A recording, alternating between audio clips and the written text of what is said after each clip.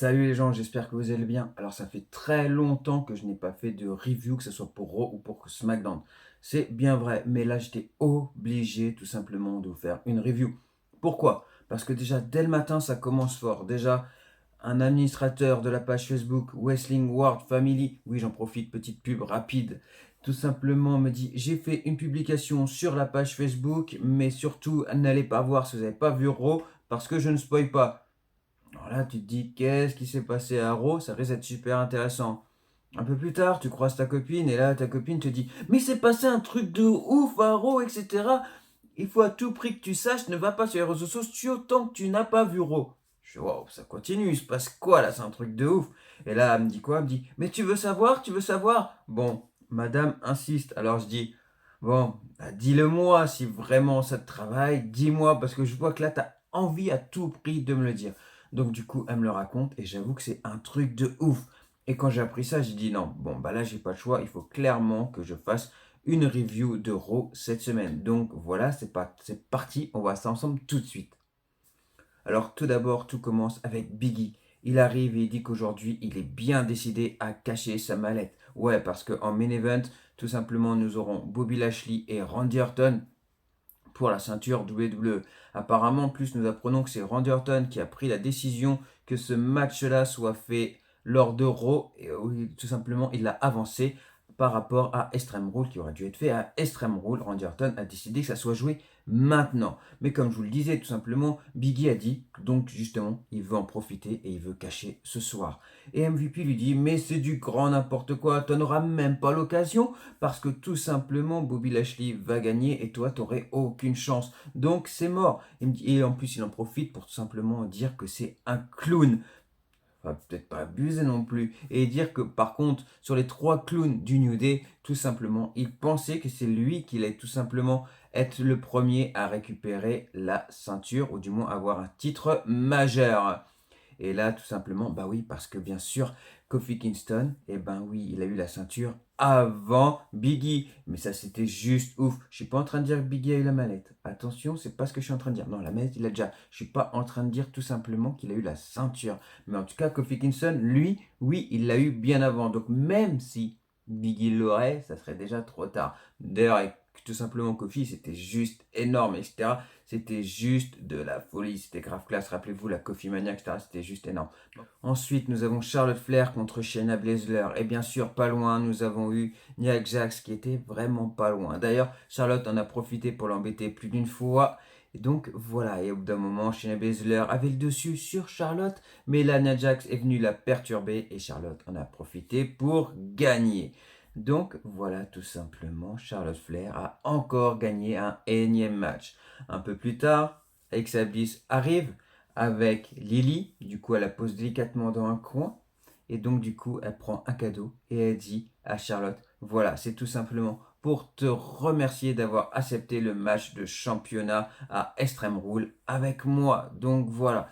Et Charlotte lui dit, mais tu connais même pas mes goûts, sincèrement. Et en plus, moi, je joue pas aux poupées. Moi, ce que je collectionne, c'est les titres, tout simplement. Tu sais, dans la vie, il y a un petit moment où il faut arrêter d'être une petite fille et de collectionner des poupées. D'ailleurs, je suis pas très d'accord avec Charlotte, tout simplement. Non, gardez votre âme d'enfant, les gens. C'est vraiment super bien. Donc voilà, si vous voulez collectionner des jouets, tu collectionnes des jouets. Si tu veux collectionner des poupées, tu collectionnes des poupées. Vraiment n'importe quoi, Charlotte. Et Exablis lui dit, mais prends-le, c'est un cadeau. Et là, Charlotte lui dit, mais non. Et du coup, mais si, mais non, mais si. Donc Charlotte finit par l'ouvrir. Elle regarde le cadeau. Elle dit, mais t'es sérieux là? Et là, du coup, elle monte le cadeau et avec sa blisse, tout simplement, lui dit, elle s'appelle Charlie. Et oui, c'est tout simplement une petite poupée sympa de Charlotte. D'ailleurs, ils sont vraiment super forts WWE parce que ça, tu verras bientôt dans peu de temps, ça sera dans le merchandising, c'est sûr et certain.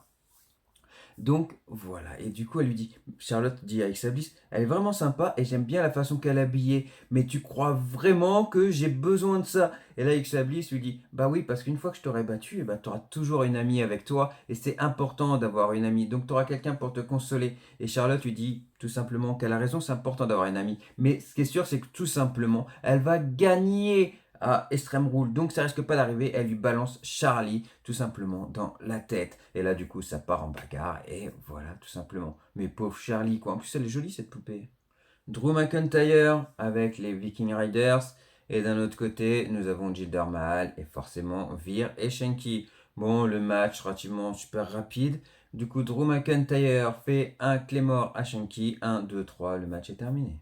En coulisses, Xavier Wood dit à Biggie qu'il les a carrément manqués, que Biggie a manqué au New Day, que ce soir c'est la soirée. Et tout simplement, Biggie certifie, il dit oui, ce soir c'est la soirée. Et tout simplement, en plus, nous sommes dans la ville de Kofi Kingston. Et d'ailleurs, il en profite, il demande à Kofi Kingston s'il a des conseils. Et Kofi Kingston lui dit écoute, t'as tout pour réussir. Franchement, t'as les épaules pour être champion. Donc, te pose pas trop de questions.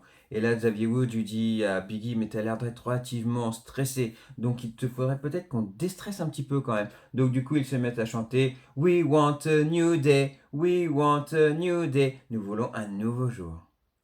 La ceinture 24-7. Donc voilà, comme d'habitude, ta régie qui arrive, tout simplement, il esquive. Et qui il esquive d'ailleurs R-Truth, il esquive Akira. Et puis bah, après, il y en avait encore deux trois comme d'habitude. Il y avait Drogulak aussi. Il y avait Cédric Alexander qu'on a vu à un moment. Mais donc voilà, tout simplement, Régie a fait encore ses escalades à travers tout simplement des chariots élévateurs, à travers tout simplement des camions, etc. Il le fait super bien. Et là, tout simplement, qui arrive Drev Marik. Et tout simplement, Ertrus dit à Drev Maverick, est-ce que je vais y arriver? Il lui dit, mais franchement, notre plan était bidon. Et Drive Maverick lui dit non, votre plan était bien, c'est juste l'exécution qui était beaucoup moins bien. Donc c'est pour ça que vous n'avez pas réussi. Et là, R-Truth dit à Akira, mais c'est ta faute. Akira lui dit, mais non, c'est ta faute. Et enfin bref, voilà, ça part encore en bagarre. Moi, j'adore cette ceinture 24-7. Je sais qu'il y a certains qui n'aiment pas énormément, mais moi, je la trouve fun. Tout simplement, ça manque vraiment, tout ça, un peu de magie, etc., un peu de blague, tu vois, etc., la WWE. Ça fait partie du catch et c'est fun et c'est vraiment super sympa. Et moi, rien que pour ça, un peu de fraîcheur, j'aime bien la ceinture 24-7. Damien Priest face à Jeff Hardy. Alors déjà, moi j'étais super content que ce match ait eu lieu. Pourquoi? Parce qu'il y a quelques temps, il n'y a pas très longtemps, il y a quelques jours, Damien Priest a dit tout simplement dans une interview que si Jeff Hardy demandait un match pour la ceinture des États-Unis, Damien Priest dirait oui avec plaisir. Et justement parce que c'est Jeff Hardy. Donc il dirait oui, parce qu'il y a beaucoup de monde à Raw, mais lui, il veut les meilleurs. Et pour lui, d'après lui, Jeff Hardy en fait partie. Et c'est vrai que Jeff Hardy en fait largement partie. Quand tu vois qu'il y a peu de temps, ils l'ont mis face à la ceinture 24-7. Comme j'étais en train de dire, la ceinture 24-7, j'adore, elle est vraiment super bien, elle est classe. Mais Jeff Hardy, il arrive en fin de carrière. Donc je pense qu'il faut mettre quelque chose de plus fun pour lui. Tu vois, c'est un grand catcheur, il a eu des gros matchs, etc. Je pense qu'il faudrait lui mettre peut-être une ceinture. Tu vois, je dis pas la ceinture de la WWE ou pas la ceinture universelle, même si ça serait bien. Mais au moins, tu vois, un titre, quelque chose de bien pour lui, quoi. Donc, ouais, ça pourrait juste être énorme. Donc, j'ai bien aimé tout simplement que ce match ait eu lieu. Sauf que le problème, c'est que Sheamus arrive et tu dis, oh non, bah ce match, du coup, il va pas être lieu, donc je suis grave dégoûté. Mais non, ça va, il se met tout simplement du côté des commentateurs. Et du coup, ce match a eu lieu. Et franchement, ce match était vraiment super bien. Parce que certains diraient tout simplement que Jeff Hardy n'a plus le même niveau, qu'il est plus aussi rapide, etc. Et ben franchement, ouais, il a pris un peu d'âge et c'est normal. Et puis il a eu du vécu et c'est normal aussi. Et voilà. Mais tout simplement, le match était vraiment super bien. Moi, j'ai adoré, c'était grave classe et c'était juste énorme. Moi, j'ai bien aimé. C'était pas un big match, mais c'était un match relativement super sympa. Et voilà, il était classe et moi, j'ai bien aimé. Bon, bien sûr, Damien Priest a gagné, ça c'est normal et pas étonnant. Et après, Sheamus tout simplement arrive et il attaque Damien Priest. Et Damien Priest arrive à prendre le dessus et du coup, Sheamus se sauve. En coulisses, nous avons Nikki à SHH avec Rhea Ripley. Et Nikki lui dit, tu sais, il faudrait qu'on célèbre nos victoires et il faudrait qu'on fasse ça comme ça serait vraiment super classe. Et Rhea Ripley lui dit, non, tu sais, là c'est clairement pas le moment. Tout simplement, on doit se concentrer pour ce soir avec nos matchs face à Natalia et Tamina. Donc du coup, là, Natalia et Tamina arrivent tout simplement. Et là, bien sûr, Natalia et Tamina disent à Nikki à SHH, tu sais, Rhea Ripley, elle a raison, tu ferais mieux de te concentrer pour que tout simplement vous puissiez nous battre. Et Nikki dit qu'elle est confiante, etc. Et qu'elle a hâte parce qu'elle sait très bien qu'elles vont gagner, etc. Et Tamina dit oh là là, mais j'ai presque peur. Et là, du coup, et ben forcément, ça part en baston. Ensuite, petit break, on nous annonce que tout simplement Gable Stevenson, j'espère que c'est ça le nom, sinon je m'en excuse si je l'ai mal prononcé, que tout simplement il avait signé tout simplement avec la WWE. Et en plus de ça, il pourra aussi défendre son titre à la NCAA. Je crois que c'est bien ça aussi. Donc du coup, si je fais une erreur dans son nom ou dans son, tout simplement, l'école de lutte, je m'en excuse. Mais normalement, c'est ça, c'est bien Gable Stevenson et la NCAA. J'espère, en tout cas, si je dis une bêtise, je m'en excuse. Mais donc voilà, tout simplement, il aura le droit de catcher à la WWE. Pour le moment, il sera tout simplement Performance Center. Et ensuite, il pourra aussi défendre son titre à la NCAA. Donc ça pourrait être relativement super bien. J'espère que c'est ça, parce que j'ai un léger doute quand même. Ensuite, en coulisses, toujours, Riddle dit à Randy Orton, qui Randy Orton met son casque et ne l'écoute clairement pas. Il dit tout simplement, mais ce qui m'embête, tu sais, Randy Orton, c'est comment tu vas faire pour porter tes deux ceintures. C'est relativement super compliqué. Donc voilà, comment vas-tu faire? Donc voilà, il dit pour tout simplement le côté un peu sentimental, tu vas mettre celle du RK-Bro devant, comment tu vas faire? Et là, Biggie arrive et fait, oh, je me suis trompé de coulisses, je suis vraiment désolé et je m'en excuse. Et tout simplement, il rajoute, il dit, et ce soir, les gars, je vais regarder le match de très très très près. Ensuite, nous avons le match de Nikki ASH face à Tamina. Et bah franchement, ce match était relativement super pas mal. Mais en plus, ce qui est bien, c'est que tout simplement Nikki a pu battre Tamina. Donc du coup, c'est bien, parce que savoir qu'elle a été championne il n'y a pas très longtemps. Donc il faut qu'elle reste crédible et c'est vraiment super bien. Bon, bien sûr, déjà l'arbitre a me donné la victoire par erreur à Tamina. Déjà, c'est la musique de Tamina qui retentit, alors que tout simplement, c'est Nikki qui a gagné. Et en plus de ça, tout simplement, Tamina extérieure, elle a attaqué Nikki, mais là, Rhea Ripley l'a vu, mais elle allait tout simplement s'en mêler. Mais Natalia s'en est mêlée, du coup, elle a empêché Rhea Ripley d'arriver. Et là, tout simplement, elles s'en sont pris à Nikki ASH. Juste abusé.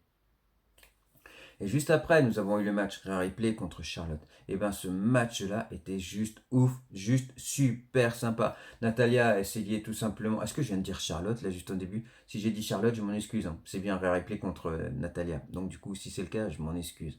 Donc du coup, voilà. Après, Nikki a tout simplement empêché Natalia de tricher quelques fois, par exemple de mettre les pieds dans les cordes, etc. Parce que du coup, bien sûr, Natalia voulait tricher, mais ça n'a pas fonctionné. Heureusement, Nika SSH était là.